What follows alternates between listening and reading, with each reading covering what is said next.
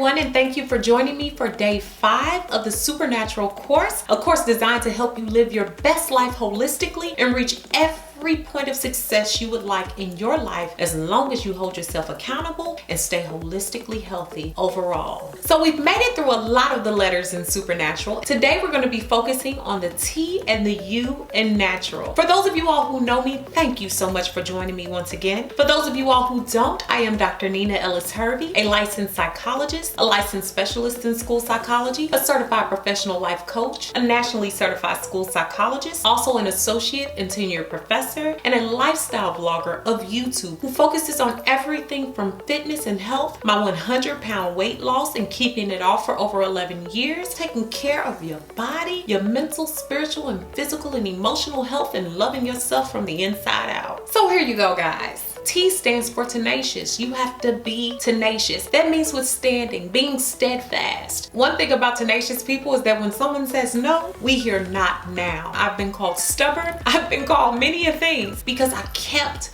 going. Whatever thought I had, whatever thing I wanted to do, I always stood fast. Even when I was younger and it was coming time to get my first job, I got my first job at McDonald's. I worked there for 7 years, by the way, right? Keeping power, right? Steadfast, tenacious.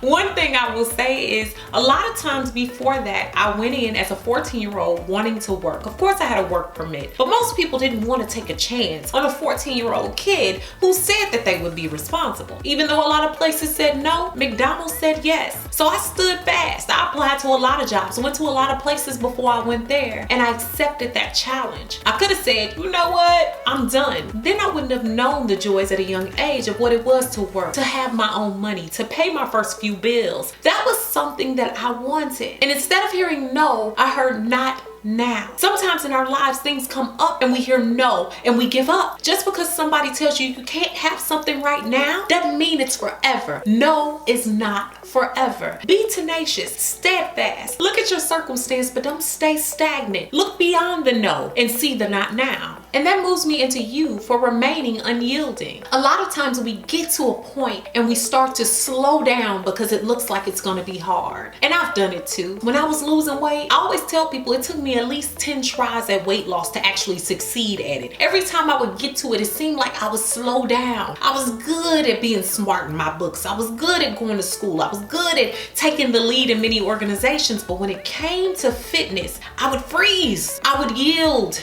I would get up on something and I would slow down instead of going full force. And why? Because I was afraid of the failure. And I think sometimes I was afraid of bettering myself. But you have to remain unyielding. Just because that sign is there doesn't mean you always slow down. Now, when you're driving in your car, I know you don't always slow down when that yellow light come up. Sometimes we speed up. And I'm going to tell you to do the same thing when it comes to those goals in life that you want. Go for them full-fledged. Everything around you might be telling you to slow down because you don't know what's next. Why not even get through life knowing that you went for everything you wanted? What you don't want is to get to the end of this life and know that you could have done more to reach your goals. So never deprive yourself of that ability to keep going past that yield sign. Just go past it, keep going, and whatever meets you on the other side, have faith that you're able to weather that storm. I hope you've enjoyed day 5. Now come back and join me for day 6.